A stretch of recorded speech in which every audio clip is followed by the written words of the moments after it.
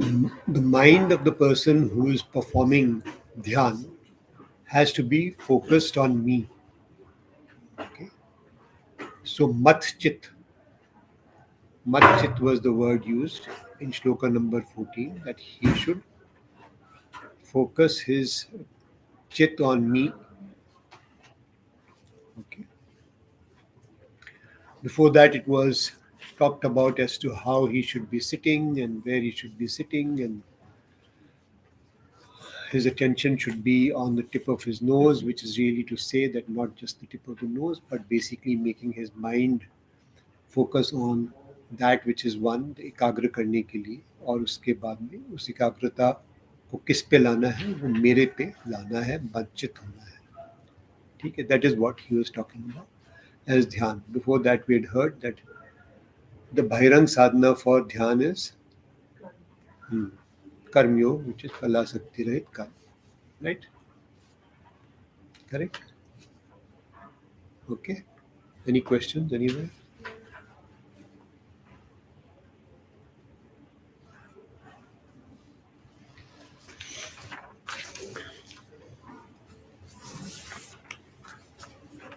So now progressing or going forward with this, we can read the shloka number 15. Somebody can read that loudly.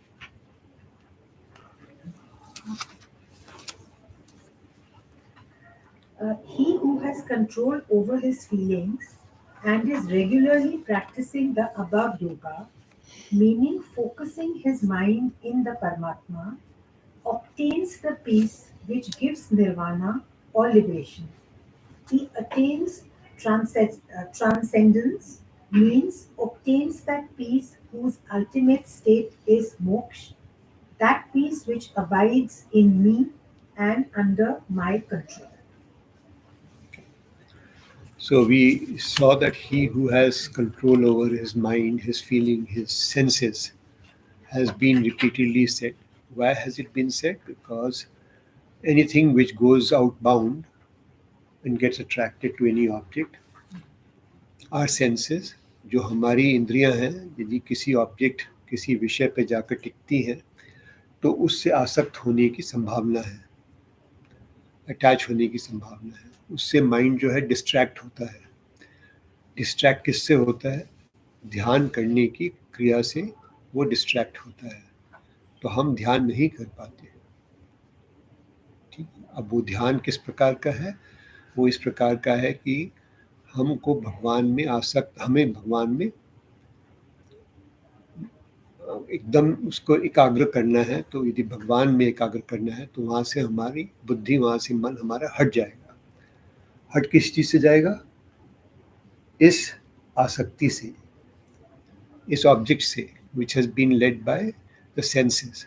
So my mind and which follows my senses gets attracted to these objects, okay, which are there outside, and gets distracted.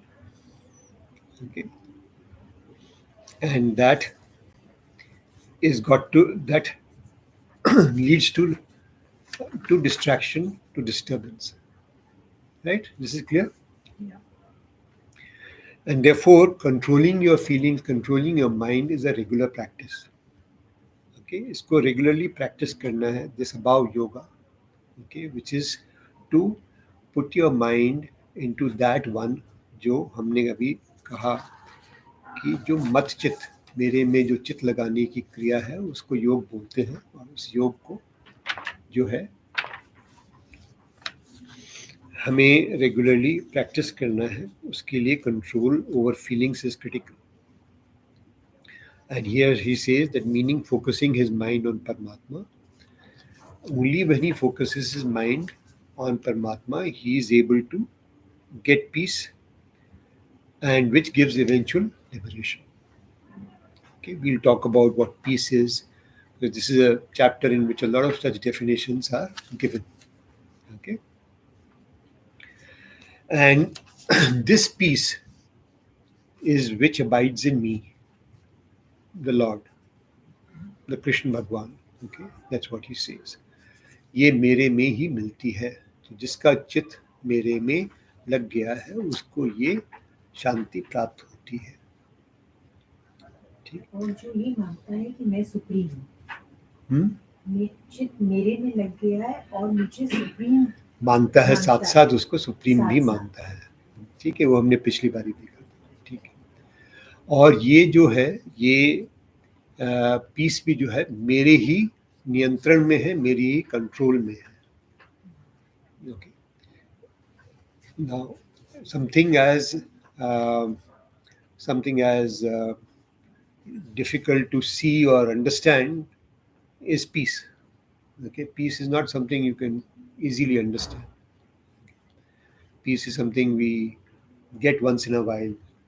Okay, and when we sit in a particular place, yeah, in a particular place at a particular time and with a particular mindset, we may experience peace. Okay, so that also is under his control. Okay, that is what is being said in this particular shloka.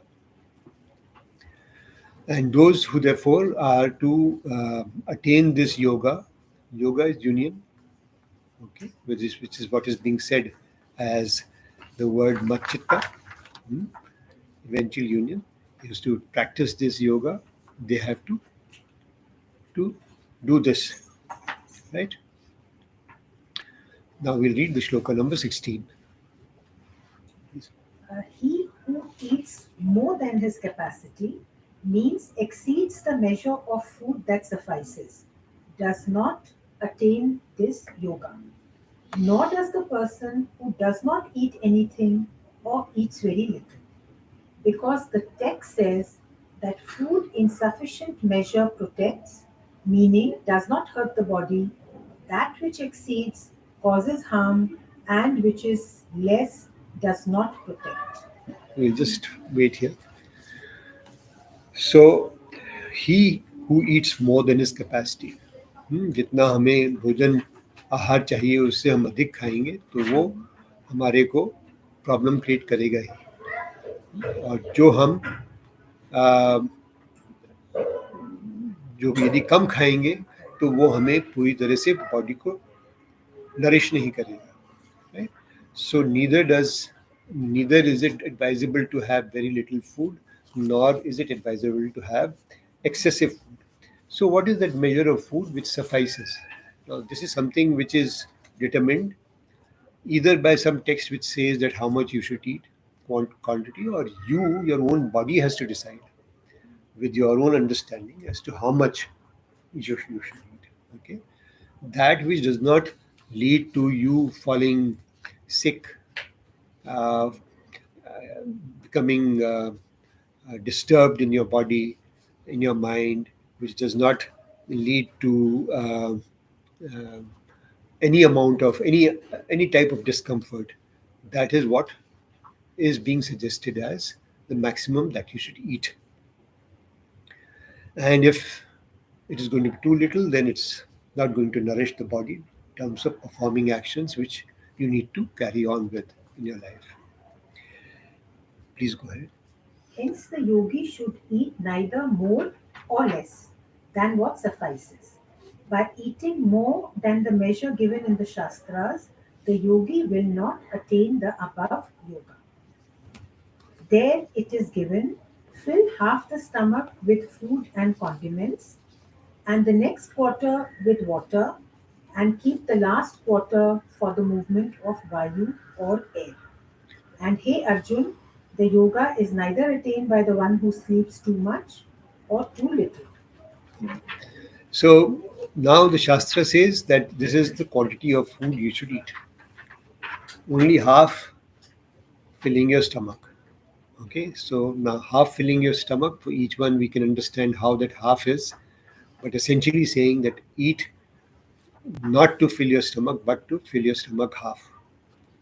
And the balance you keep space for water and another quarter for the movement of all these things, including the air to move in the stomach. So clearly saying that you should have a limited quantity of food, right? But that is also determined by you because each person's stomach is different. Each person's requirement for energy is also different. So it is something which will vary with each person. In a similar fashion, it is not just about moderation in eating, but also moderation in sleep. Okay, neither sleeping too much nor sleeping too little is going to help in performing this yoga.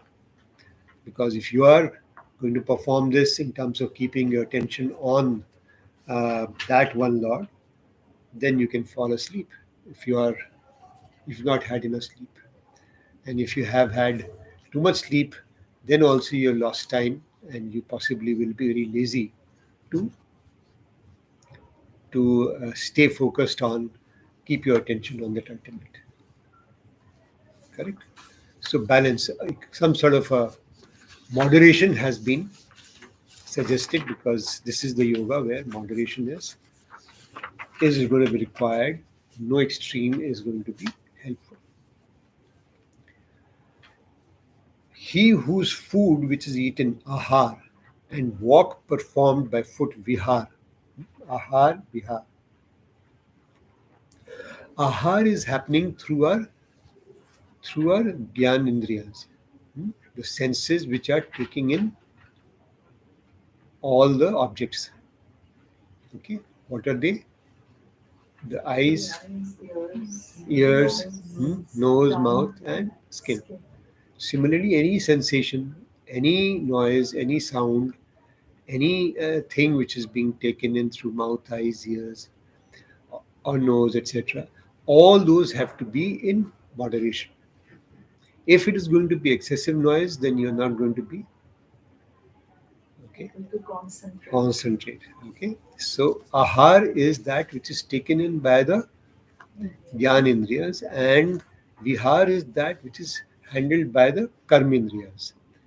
Karm, feet, okay, hands, Karm Indriya, okay, tongue, okay, Karm Indriya.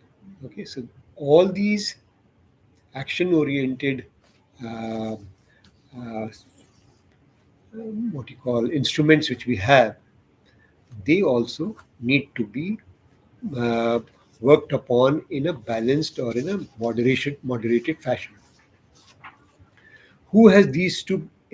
Those who have these two in proper measure and whose effort in performing actions is also an appropriate measure. Okay, so the amount of effort which you're putting to perform an action is also in an appropriate measure. Okay, because once you are doing things in appropriate measure, even the effort which you're putting in will be appropriate only. Excessive effort, no. Very little effort, no. Okay. Whose sleeping and waking up are of measured duration. जो कब उठता है, कितने बजे उठता है, कितना सोते हैं, कितना जागते हैं, वो भी एकदम मेजर्ड होते हैं. ठीक है.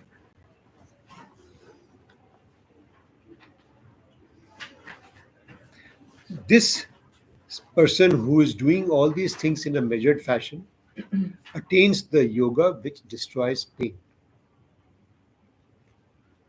Okay, so once you have this evenness, this moderation in your ahar, vihar, actions, etc., efforts, etc., then you are going to be attaining the yoga which destroys pain. The yogi succeeds in that yoga which destroys pain, which is the pain which is this world. So he stops, in a sense, trying to get too much into the world, and he understands that the world is really full of pain. Okay? And those who are analyzing anything which is happening in this universe, we always find that at the end of it, either at the beginning or at the end of a particular thing, there will be always some pain. Okay? So any pleasure is preceded by pain or pleasure is succeeded by pain, okay? Which has been understood by most people. Then at that time, the yogi without any desire for enjoyment. Oh, I'm sorry. Okay. So somebody can read this one. The inner self, Chit, which has been controlled, meaning which has attained concentration in a special way, when thoughts are withdrawn from external objects and are only focused on the Atma, then it gets the benefit of being based in its own true self. Then at that time, the yogi, without any desire for enjoyment, meaning whose craving for objects of desires, visible and invisible, is destroyed, such a yogi is capable or integrated and is based in Paramatma, so it is said. So now we have moved from how what is Dhyan Yoga. Okay, we saw that about 4, 5, 6 shlokas back, and we figured out that in that how to sit and how to what what measures, what moderation we should apply to our ahar vihar and our actions, etc. And we have also understood that the control of the senses is very important for the mind not to be distracted. Right? Only then that concentration can be attained. So here the same, the inner chit which has been controlled, okay, means that the inner senses um, which are essentially dependent on the senses which we have, which are connecting to the objects. So the objects are being connected to by our senses, and they are taking the inputs into inner senses. मतलब जो हमारी मन बुद्धि है वो जहाँ हमारा इंद्रियां जाती हैं उनको पकड़ के उनसे जो है समझ के जो है अपने में देखती हैं कि क्या करना है, क्या सोचना है, क्या है, कैसे डिस्ट्रैक्शन हो रहा है, वो सब चीज़ें वहाँ पर हो रही हैं, ठीक है. That distraction has to be avoided. So this so which has attained concentration in a special way. What is this special way in which this concentration has happened? By withdrawing the senses through all the practices we have seen so far in this particular chapter, in the shlokas preceding this. When thoughts are withdrawn from external objects, okay, which is the final stage, and they are focused only on the Atma, then this person, this yogi, gets the benefit of being based in his own true self. And what is that benefit? We'll see. But he is now sthir. उसमें स्थिर हो जाता है, अपने में, अपनी आत्मा में स्थिर हो जाता है. ठीक है, आगे पढ़िए. Just as the light of the lamp. No, I think I'm sorry. Then at that time, हाँ, ये पढ़ लिया. पढ़ लिया. अच्छा, पढ़ फिर से मैं इसको थोड़ा सा. हाँ, पढ़ लिया. Then at that time, yogi without any desire for enjoyment. So जो योगी है वो उसमें कोई क्रेविंग नहीं, उसको कोई तृष्णा नहीं है. जो भी ऑब्जेक्ट्स विजिबल हैं उनकी भी नहीं, और जो कोई इच्छाएं जो कि इनविजिबल हैं उनकी भी नहीं. कई बारी जो है हमारे में इच्छा होती है कि वहाँ पर हम वाराणसी के घाट पे इस समय गंगा जी में नहाएं, तो वो विजिबल तो है नहीं, पर वो इच्छा तो भाग सकती है, दिमाग तो बुद्धि वहाँ भाग सकती है. कोई भी इच्छा इस प्रकार की यदि आती है तो वो हम उसको हम हटा सकें. Such a yogi is capable, and this yogi who is able to therefore handle his thoughts and not allow his thoughts to follow all these objects, he is capable to do what? To focus his attention on the Paramatma. So it is said. Right? Please. Just as the light of the lamp placed where there is no breeze does not flutter, the Simile. the similar The simile. the simile is made with the state of the controlled inner self of the yogi who is practicing meditation on his Atma and is based in Samadhi, peace. Such has been said by knowers of yoga who are conversant with the movements of the mind. So those who are knowers of yoga, those who are jnanis, they understand how this wavering mind is causing distraction. Okay, and therefore this simile has been created that just as a lamp which is lit in a room where there is hardly any flow of air, it is very steady. The flame remains very steady. In a similar way, The state of the mind of such a person who is controlling his inner self, who is being called yogi, his mind is also so steady, not fluttering, not getting distracted, not um, uh, the flame becomes absolutely steady means that the mind is absolutely steady without getting distracted. And with that sort of a mind, when he is meditating on the Atma, okay, which is what is being said, then he truly attains peace. Okay, is that okay? Should we go to the next one? Any questions? Should we go to the next one? Through the practice of yoga, the inner self or chit is restrained, undisturbed or undistracted from all directions and attains peace. And at that time, through samadhi, by an extremely purified inner self, it perceives the ultimate luminescent consciousness, Atma. It becomes satisfied in its own self and obtains complete contentment. So we were looking at this question earlier as to what happens, what does he attain?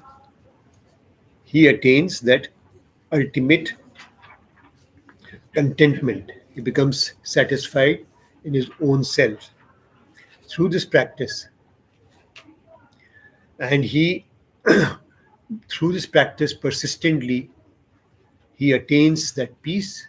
And through that peace, he attains this ultimate luminescent consciousness, Atma, so the prakash, the light, the luminescence of that Atma, all that, whatever you can describe it as, he attains that. So Okay. actually, you see a light.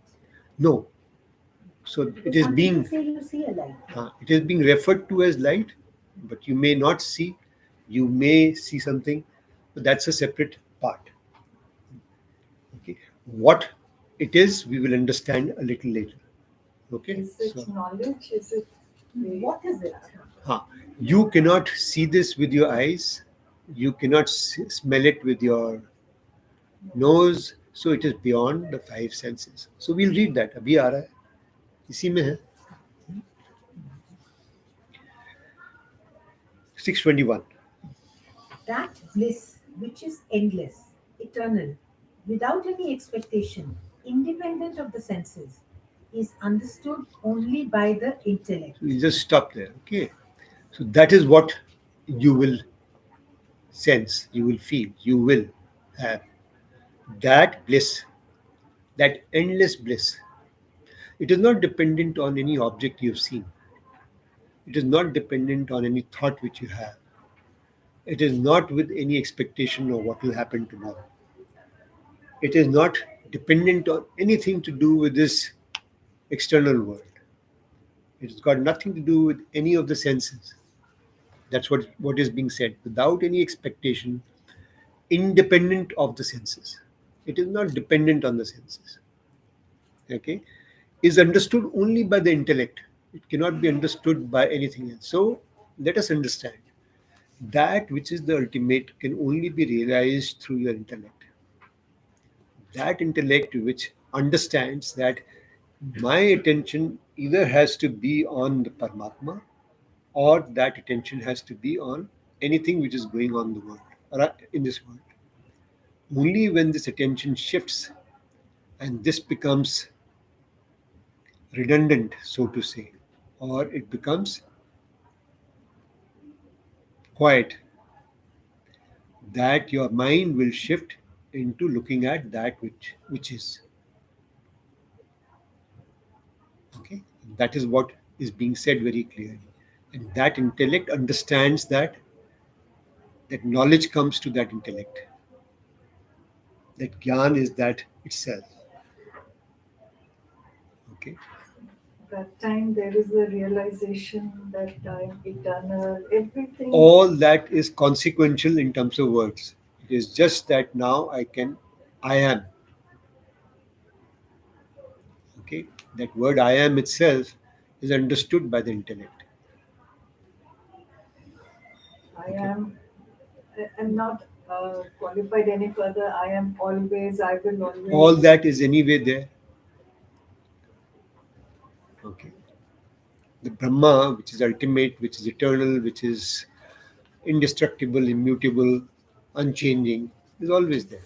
And you are that, because that inside you is right there. It is just that it needs to be given that attention, just to be the covering which has been created by all your cravings and all your distractions. That craving has to be stopped. Only then that wheel will fall by itself and it is right there. You are that. So not even a single craving should remain. Totally. Total quietness in your mind, no distraction of the mind. Craving is, of course, Trishna, which is an extended form, but even a slight shift, slight wavering as the little air which flows past that little lamp can cause a little flutter. No flutter should happen. No craving and no attachment within it. Craving is a consequential thing, or attachment is a consequential thing. So it is a play between those things only. Am I right? So our mind is in the habit of following our senses for generations across the births which we have had. You agree with me? Anything happening outside, anything happening, anything we hear, anything which comes to our senses, our mind goes and attaches itself to that. That's a normal habit. Human habit. Yeah, Human beings. it is a normal habit. Everybody's habit. You will try and sit down for 1 minute, and 100 thoughts will come into it. You will sit for 1 hour, 1,000 thoughts will come and go. So, what is being said is that this practice has to be persevered with. It takes a while, it's very slowly, that this mind starts shifting from there. And once it experiences a bit of a sense of bliss, okay, then it continues to Long for it. look for it, continues that practice. It is encouraged to, the mind is getting encouraged to get into further practice. Am I right? That's how it happens. All these things which we have, the desires, the cravings, the intentions, the likes and dislikes, all these are now getting applied to that aspect, which is what I want to get eventually, which is not part of this world, but it is something called peace to begin with, quietness to begin with, अच्छा लगता है to begin with, and slowly that same process of getting attached to a certain object starts building up with that which is also showing you that this is the right path because I am more peaceful in following that path. I Also, am more moderated. Sorry, yeah, कह दीजिए then I may please go. just wanted to make a point that even thinking about the fact that everything is going to sort of disappear or it's evanescent, that also helps the mind to get back on this track actually. That is right. So all various aspects are there, and each aspect is helping us. This is essentially just talking about this part. Is only talking about the attachments to the objects in the worldly universe, which is largely consisting of. It is only consisting of pain eventually. Okay, and withdrawing our senses from that world to apply it to that which is Paramatma, to my ultimate Atma, and finding that peace ultimately leading to bliss.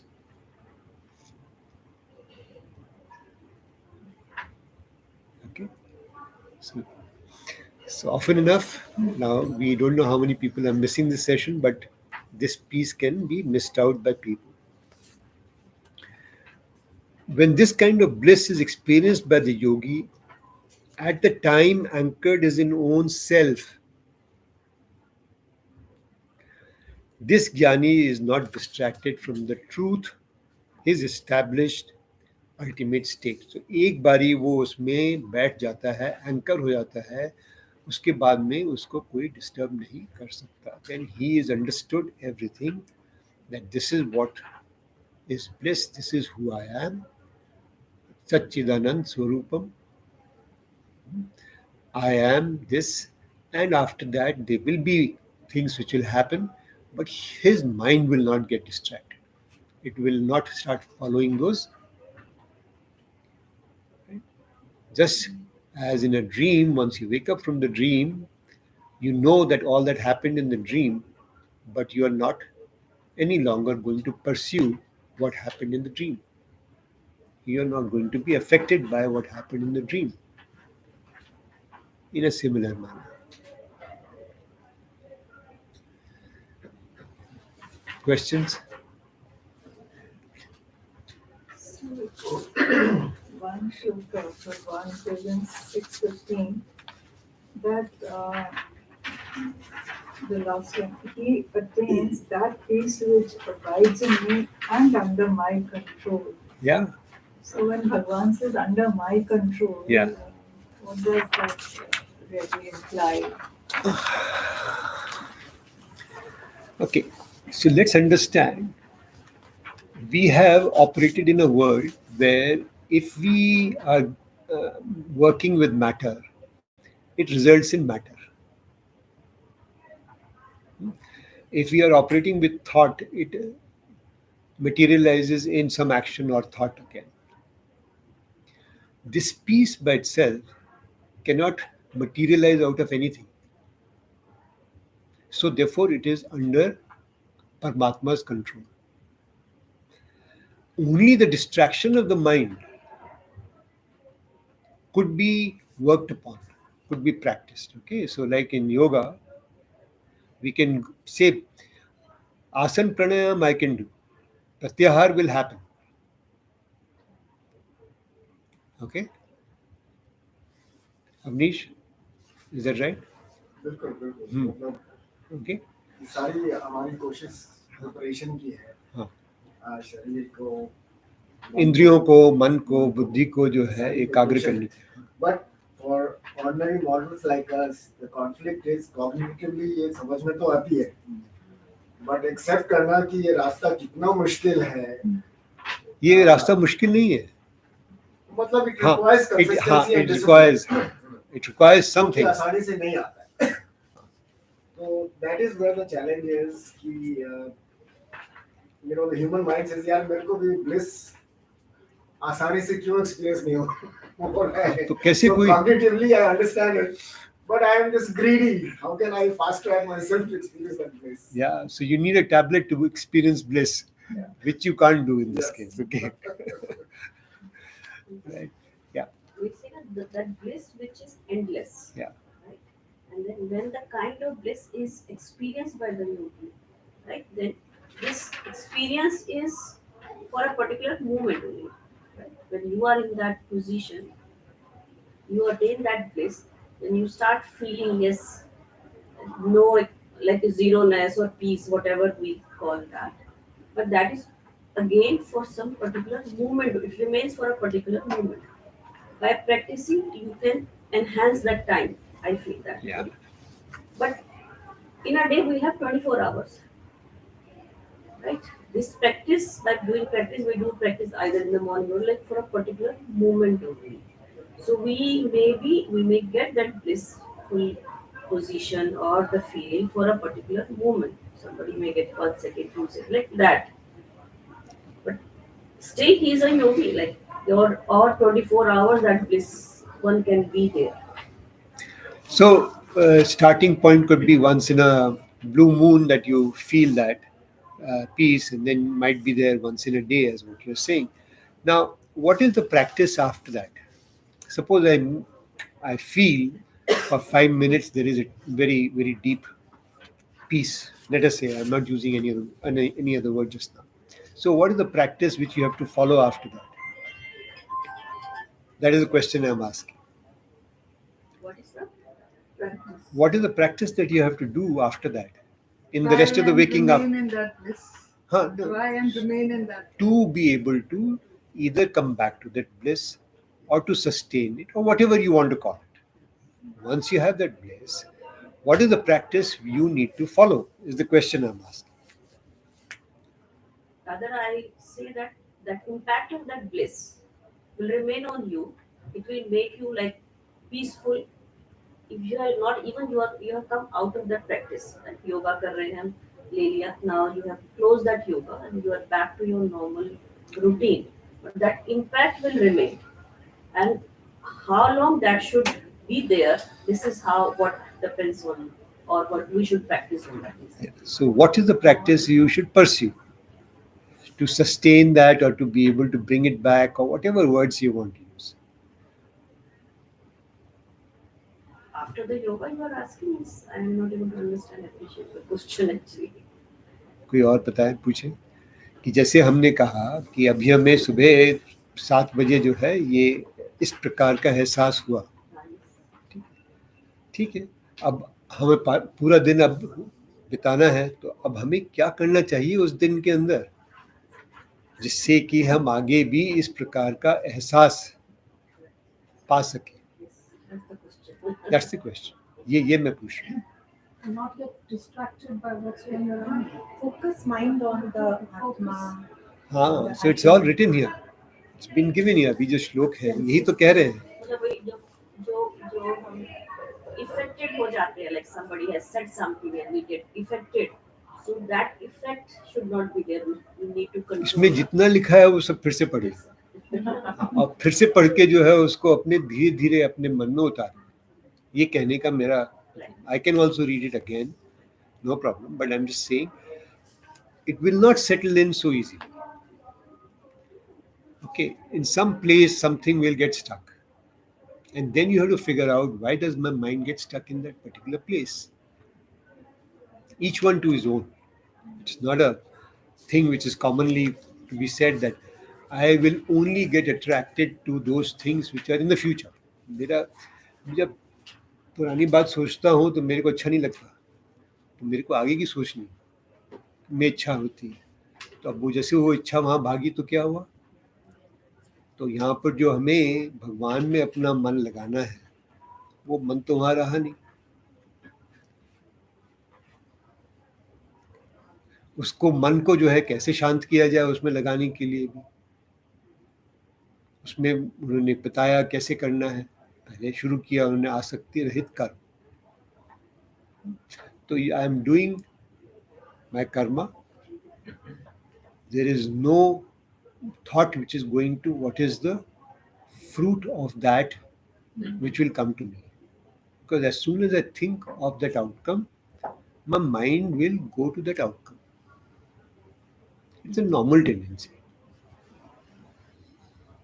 So if I am performing karma, what is the type of karma I am doing? So there could be nitya karma, which is like normal walking kar rahe hain, eating my food, it is normal nitya karma. Kartavya karma, I am doing things in the home. Now, when doing things in the home, it is possible that our mind could be staying in the attention of the Paramatma. We have seen that happen in our lives, okay? Right? So even if I'm doing something, if something is cooking in the kitchen, I'll have my ears to that. If somebody is doing something else in the house, my attention can be there and I could be doing something else. Am I right? So keeping my attention on the Paramatma and doing my Kartavya karma. Then I have some desires which come up. Now I have to understand, do I need to follow or not follow those desires? If there's something which has to be done which will give a certain outcome, then I am not getting attached to that outcome. Asakti rahit karma. It is not ki I will not do it for the outcome. See, no action can take place without having a purpose. There has to be a purpose. But am I attached to that purpose? That is the question. A lot of people ask this question. तो गोल नहीं होता तो मैं काम कैसे करूंगा? कुछ भी काम नहीं कर सकता. गोल होगा, काम करो. तो उस गोल से are you attached to that outcome, to that goal? You have to examine it in yourself. And if you find that it is something which you can do, again, it's a matter of your own self as to how you perceive it and how you want to carry it. Can you say that I am doing it for as a surrender to the Lord? Ishwar Arpan. And whilst I might be saying it, but actually still I might be having an attachment. Okay. Now these are things you have to look at. Okay. So just see how everything has been brought together to this point as to how to do dhyan, right from how to do your karma.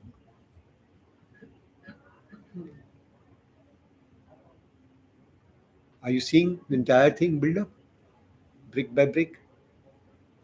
One question I had. Nowadays, no, a lot of, I mean, when we read, a lot of people are saying, live in the present, live in the moment. Now, when you are doing all this and your mind is focused on God, Paramatma, then are we living in the moment? We are not, no?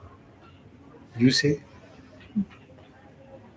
Because you are focused on the Paramatma, on the Atma. So you are not, therefore, what should I say? You are not enjoying or, you know, living in that moment. That's what I think. As soon as you are enjoying that moment, Hmm. you could also be sorrowful in that moment. Yeah. Okay. Now you have two states. Each of those states will pull you away. If you are in that moment, just as if you are just in that moment, then there is no problem. But as soon as you attach that I like that moment or I dislike that moment, your journey starts outward. Now I am in that moment is not so easy. Okay, the word awareness which we talk about, in that in being in that moment is saying that you are constantly aware. Okay, constantly aware of what? Of the breath, of the movement of your mind. Now, if you are constantly aware of your breath or movement of the mind, then how are you performing action?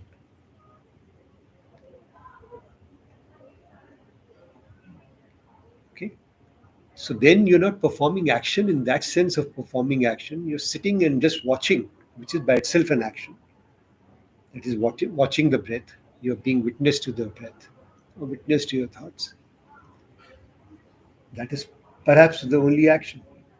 But if you're performing things, let's say in the household, doing things but your mind is still in the Paramatma. The aspect of Paramatma, which is in the form of the deity which you are revering yourself, helps your indriyas to focus on something which is concrete. Otherwise, it is obscure. Not that focusing on the moment or staying in the moment or in the presence or in the now, okay, is something wrong, but to practice it becomes very difficult. The second aspect is, which is what Krishna will say is, and Krishna Bhagwan says categorically, is that the fruit of your focus on me is given by me to you. We are not being told that about that particular moment.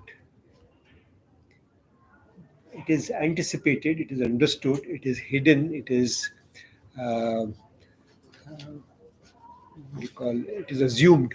I would call it. Okay, so when Eckhart Tolle is talking about it, he's saying that categorically. If you read Power of Now, right? Have you read Power of Now? No. Okay, so whoever wishes to, it's a good read, very good read. You read it? Yeah. I read it. You'd recommend it? Yeah. I mean, some of it gets a bit goes over your head, but yeah, all his So, books are very good. so that was his first book, and it is a very good one.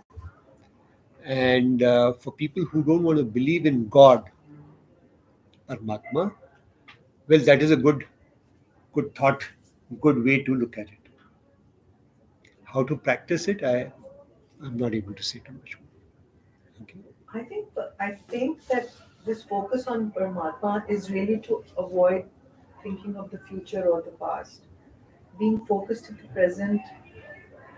So I mean, like, say if you're driving, you have to focus on the road, you have to focus on, you can't think of, so it doesn't mean, I think, that you're lost in the clouds somewhere. It just means you have to be there present in this moment and not think of anything else. And not get upset because you're attached to somebody, what somebody has said or some outcome. It just to be very balanced, stable, and calm. I think that's what it in Yeah, practice. that is what it In is. practice. Yeah. I'm saying So we have realistically in practice. so we have in yoga, Avnish, I'm going to come back to Yeah. yoga again. Okay, the practice of dharana. Okay, dharana is constantly bringing back your mind to that which is the ultimate. Okay, in that atma, that paramatma, which is what is being said here.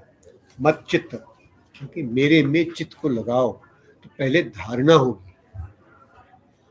धारणा, constant engagement, उससे ध्यान जो है और stronger होता जाएगा, और फिर वो जो समाधि, पीसफुल समाधि है, उसमें आप पहुंच सकते हो.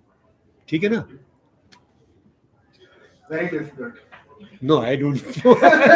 I don't agree with that. Okay. It is. Yeah, I think what I think Mind since will we- always force you to either think of the past or the future. Yeah. That is the That's the very problem with the mind. problem with the mind. And so academically, we can all discuss. And since he keeps this whole chapter is on yoga. Dhyan yoga. And I think the entire study is preparing. So even your asanas, your pranayam, your meditation, it's all preparing for your body, your mind for the ultimate goal. And ये कहना आसान है. अभी भी हम बैठे हुए हैं तो हमारा दिमाग पास्ट और फ्यूचर की सोच रहा है. इसको एक्नॉलेज हम अगर नहीं करेंगे तो it would be unreal.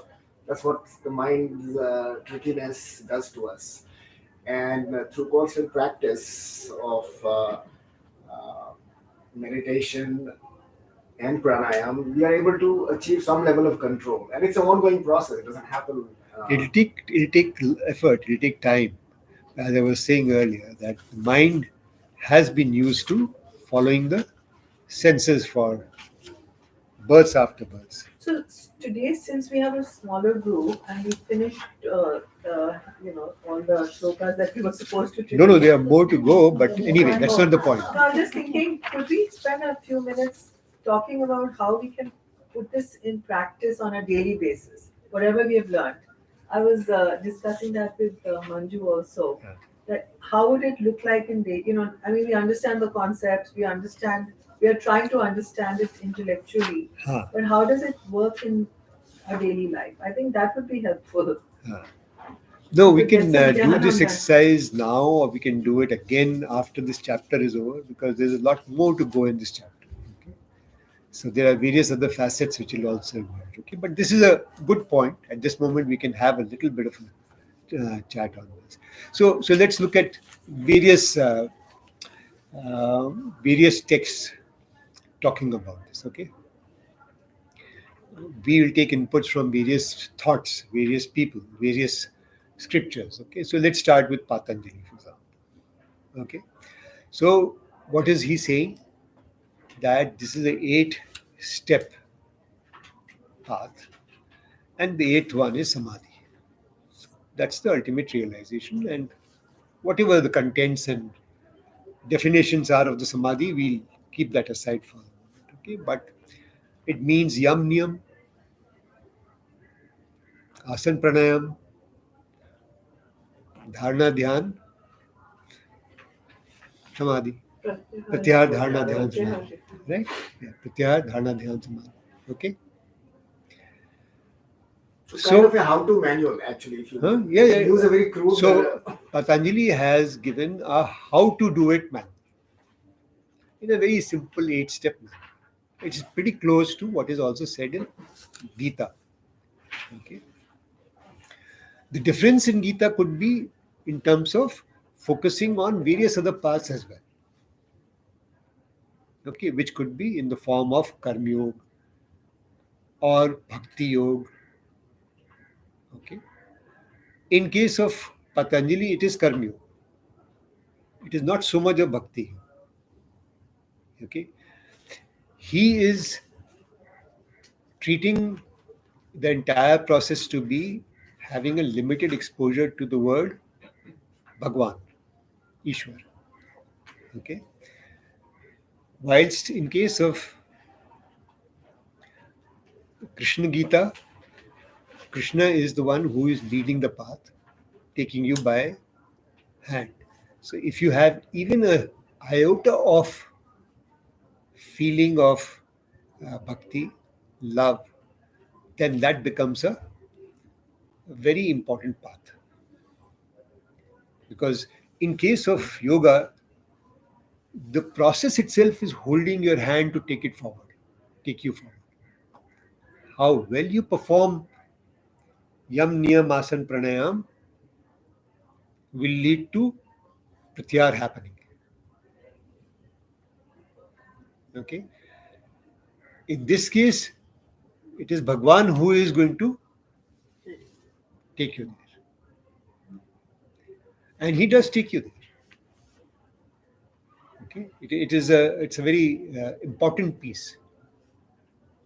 Without his intervention, nothing will move. And we've seen that in various ways through the Upanishads. Okay. So Upanishads are saying very clearly that nothing will move without his intention.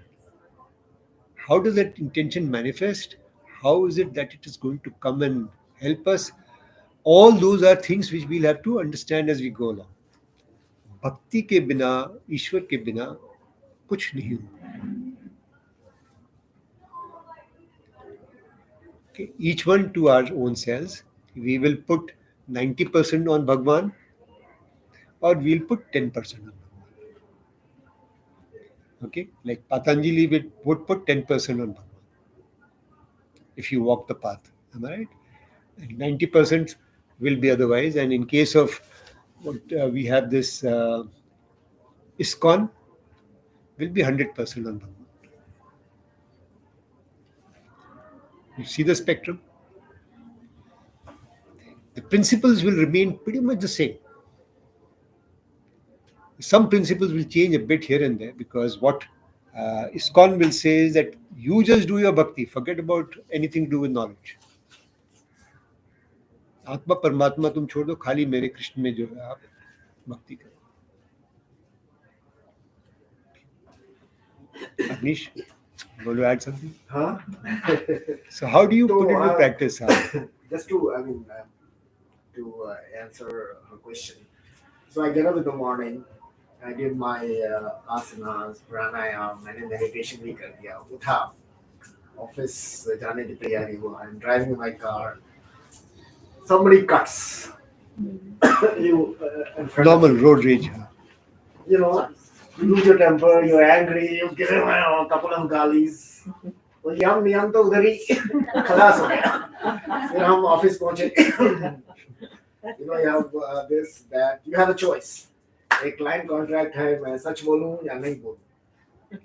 There's एक तरफ so much of money, एक तरफ is my values and integrity. You again make a choice. तो हर एक situation में पूरे दिन सुबह से लेके शाम तक हमें मौके मिलते हैं. And it's not easy. I mean, I'm just describing my own day to you. You falter so many times in the day. तो ये वीकली 1 घंटे की क्लास में when we are able to focus, are we able to live it every day? That's the challenge. Yeah. And मेरे लिए तो बहुत ही मुश्किल है. It's a long process. Bliss तो बहुत दूर preparing. So, what I have found Yeah. in my own experience is that if you perform these actions without having an attachment to the outcome, Yeah. your journey starts very well. So, for वो sparks example, आती हैं. so for कभी-कभी example, देखिए- suppose you were to look at this आती हैं. contract. Suppose you were to look at this contract. So you will say, "I'll do the right thing," and ठीक है, whatever has to happen, I'll do my best. But whatever has to happen is not going to bother me at this moment. एक और, I mean, at my age, I have realized that a lot of times we take credit for things that we have done. When There is nothing that happens without his blessings. That's right. कई बार ऐसी चीजें होती हैं, सही है. you know, right place, right time, right opportunity, right contacts, right breaks. Yeah. It वो just सब हम happens. भूल जाते हैं. right help, Right help. हमारे अहंकार बोलते हैं कि मैंने किया है. You know, people who are successful, they change their entire narratives. यार मैंने जिंदगी में इतना मेहनत की, इतना स्ट्रगल किया, ये किया, I overcame so many challenges and I have achieved this. Forgetting, right people, right breaks, right this, थोड़ा सा iota of ये जो, तो I think Grace, I think. you know, there is an invisible hand at work, which if you just surrender and let him do whatever game plan he has, and, तो and थोड़ा if peace you आता है. and if you accept if you accept a lot of this stuff, One is a acceptance straight away, another is a trust. Shraddha. Until you have a So all the elements which we're talking about are combining themselves, and therefore you can apply a lot of this stuff in your daily life. If you start applying even one thing, Yeah. start with one thing. If you have Shraddha, for example, Yeah. okay, if you have Asakti, or if you have just, I'm going to follow this discipline of waking up and yam niyam, okay, you just start one thing, start building up. It starts building up. Especially if you have it in your mind that someday I should be able to get that ultimate peace. There's a lot of emphasis on waking up in the Brahma Muhurat, which is so very Yeah, early. for you it could be the most outstanding thing, but others may say, no, I cannot wake up before 7, for example. But there are other things they can do. That's all I'm trying to say. No, but the real challenge comes in dealing with other people, as he's saying. When you're dealing with other people, it's a difficult situation. People are more getting emotional, stressed. Then how do you stay calm and use these principles because that's if you can get through something like that, if you can stay calm, not get agitated, not lose your cool, like as he said, if somebody comes and uh, like you're running late, someone comes and drives badly and is blocking you. How to use these principles to stay calm in that kind of situation? I think that would be a huge step forward. There are many things which I have been doing. In Yeah, case I of would road love- rage, for I example, would love to hear that suppose for it was road example. rage, okay? I'll say, hey, listen, this guy is behaving like this for some reason. And immediately my mind goes to my own self. Therefore, I am trying to push hard to reach somewhere at some time. What is this little piece I have as an ego which is wanting me to be there at that particular time? There are various ways in which my mind will take it on. Okay, and then it will also come to a point to say, जो जिस समय होना है वो उसी समय होगा, क्यों मैं अपने आप से धक्का लगा रहा हूँ इसको? मैं कौन हूँ जो इसको धक्का लगा रहा हूँ? वो बीच में आया, उसने रोका. It must be for some good. Some 30 yards later, there would have been a dog which would have got killed, or something would have happened. Anything is possible, right? What about difficult people? I'm just starting with one. We can have this dialogue in many. Do you But think they are toxic? No. So that's again But some- I'm going to just. So how would what end would the that stream. example look like? I'm just saying. Suppose you're with some really difficult people. They can't manage